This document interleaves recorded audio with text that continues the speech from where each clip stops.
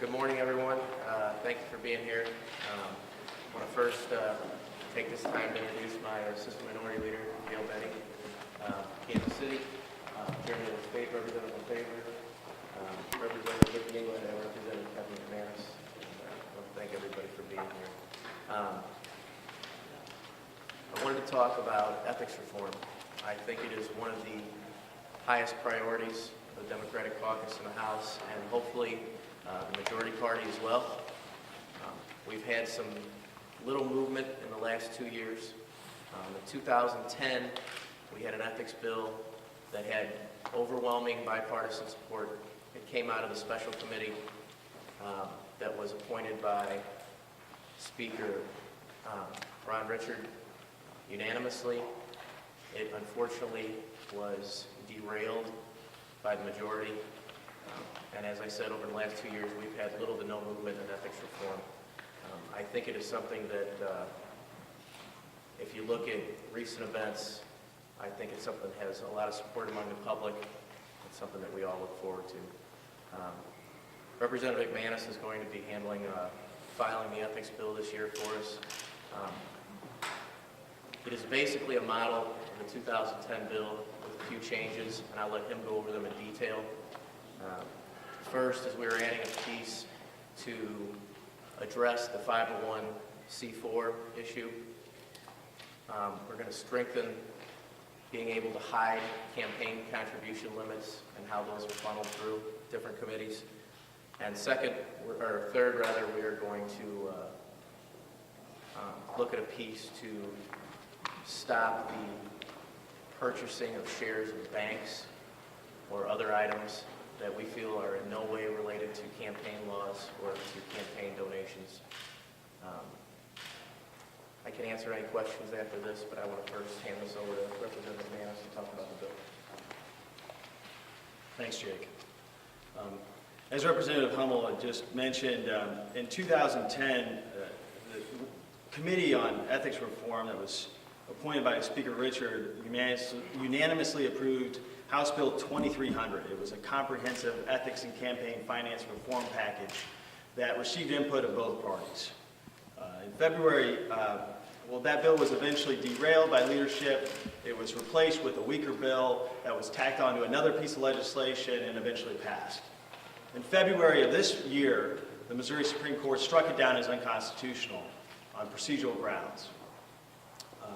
Early last session, our caucus came together and reintroduced legislation based on House Bill 2300 with a few minor modifications. The House Republican leadership noted that it was too late in session to get anything done. It was not a priority in an election year, and there wouldn't be any movement on it. We're starting early this year. We believe that this is not only a priority of our caucus, but a priority of Missourians throughout the state who want transparency and accountability in their government. The legislative proposal we're introducing today is again modeled after House Bill 2300, that bipartisan agreement from 2010. As Representative Hummel mentioned, there were three major changes that we'd like to briefly address, and I'll briefly go over some of the major components of that ethics proposal. Again, number one, first and foremost, this bill will require nonprofits, 501c4s, who are engaged in the political process and making campaign contributions to report them just like any other political action committee. This is to combat the recent trend of sham nonprofits that funnel hundreds of thousands of dollars and hide the identity of their donors. In addition, this bill clarifies existing state law that intentionally concealing the source of campaign contributions is a crime, and it will be prosecuted as such. Thirdly, it prohibits campaign contributions from being invested in anything other than interest-bearing checking or savings accounts. This is in response to our former Speaker's use of campaign funds to purchase shares in a local bank. Campaign funds are to be used for a campaign and not to obtain ownership in other entities or investments. Key returning provisions in this bill that are part of the original House Bill 2300 include granting the Missouri Ethics Commission greater authority, including power to investigate and prosecute complaints on its own, capping campaign contributions for statewide and General Assembly at $5,000 per donor, limiting gifts to lawmakers, their spouses, and children to $1,000 per calendar year, restricting committee-to-committee transfers of campaign funds, prohibiting the solicitation of campaign contributions on public property, prohibiting lawmakers from working as a paid political consultant while serving in office, and imposing a waiting period on former lawmakers in lobbying the General Assembly. While the 2010 legislation called for a waiting period of 1 year, this bill actually increases it to 2 years at the end of any such legislator's term. For those keeping score on ethics and campaign finance reform in the last few years, you know that we've had a lot of talk, we've had a lot of excuses, and we've had some serious obstructionism from our majority party. But in terms of results, we have had little to none to speak of. So we urge the Republican House leadership to get this bipartisan proposal heard, considered early, and get campaign ethics reform done this year so that we can restore some transparency and accountability to our process. And with that, we'll take any questions.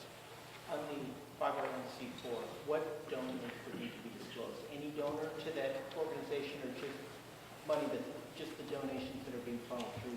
We redefine committee to include 501c4s. So any that are engaged in the political process and making contributions. So any 501c4 that is engaged in the process, that's making contributions, will have to follow all the rules and regulations that are associated with current political action committees. So that would include any expenditures of leading contributions. Do you deal at all with the current broad definition of what can be qualified as a campaign expenditure? You know, in what particular term, as far as the gift issue? In terms of some of the questions that have come up with people using it to buy clothing or Right. food or... You know, under current law, we feel it's clear that it's not legal. There's a strong argument to be made that it's not legal as is. Now, obviously, there's some lack of enforcement, and this bill would give the Missouri Ethics Commission more power to make that enforcement, to make those investigations. And we do cap lobbyist gifts to get at that issue, but there's no doubt that there's a problem. And you know, to the extent that we need to make further adjustments to the bill, we're open to them, and to improve it in committee if need be. For the supermajority of Republicans in both chambers, is there any realistic chance you can take this anywhere? You know, I'll let our minority leader maybe answer it, but I think that this is a bipartisan proposal that received broad support in the past. We've heard from Representative Barnes and others in the majority party that are interested in tackling a lot of these issues, including the 501c4 issue. So we think that there is actually a lot of agreement about these issues. And if, to the extent we can't get it done this year, it's on their hands, of the Republican leadership, to get it done. And if we can't get it done this year, then there may be other means to do it. And it may include taking it to the vote of the people through the initiative process. Any comment on that? No, I would agree with Representative McManus. I think that this is a bipartisan issue. This is an issue that has had bipartisan support in the past. We are hopeful that the majority party will recognize this. You know, I think the perception out there among the voters and among the populace is that politicians are beholden to big corporate, big financial donations. I think this is a way to address it. I think that's what they demand.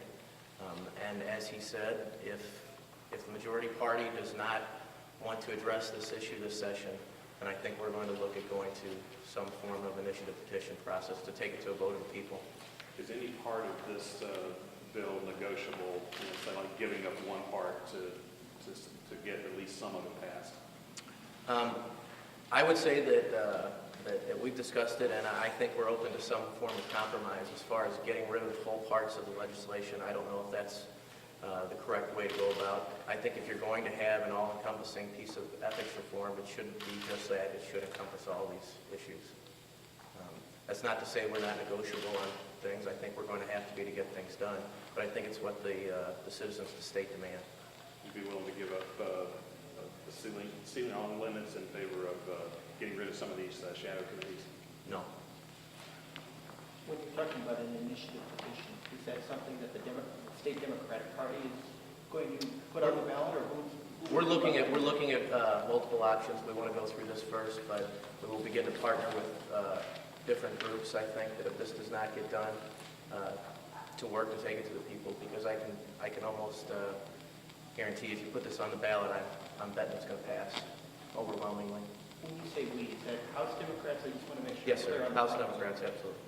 Have you approached the governor about this? Is he interested in helping? You know what, I have not approached the governor with that yet, but we will be, and we look forward to his input on it. Is there a companion bill in the Senate or a senator that you're working with on legislation in that chamber?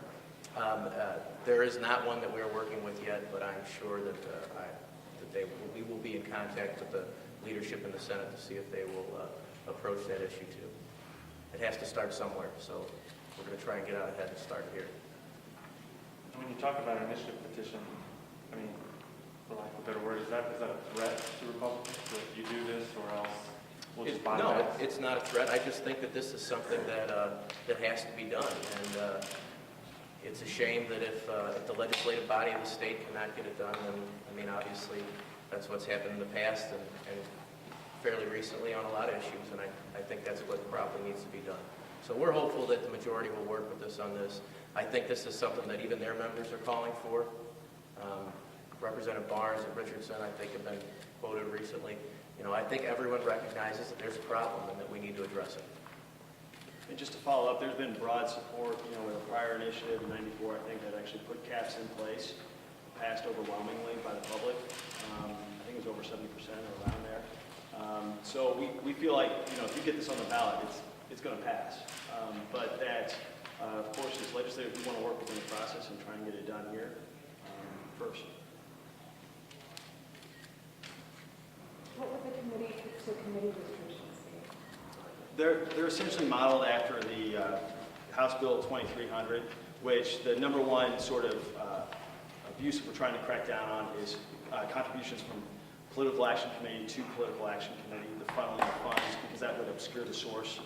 And that's why we also strengthen the language on concealment of source of campaign funds. Once you put those limits in place, you've got to have some sort of limitation on transferring them from committee to committee, or else the limits don't mean anything.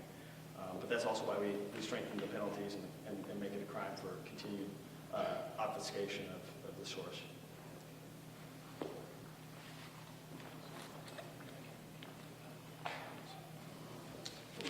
Any other questions? Do you have a copy of the bill? It's 100 and how many pages? 160 bill. We will actually we'll make it available. And we are going to leave this open for a little while to let any member of the majority sign on as well. We want this to be a bipartisan bill. We welcome anyone to support us on this initiative. All right. Thank you for coming.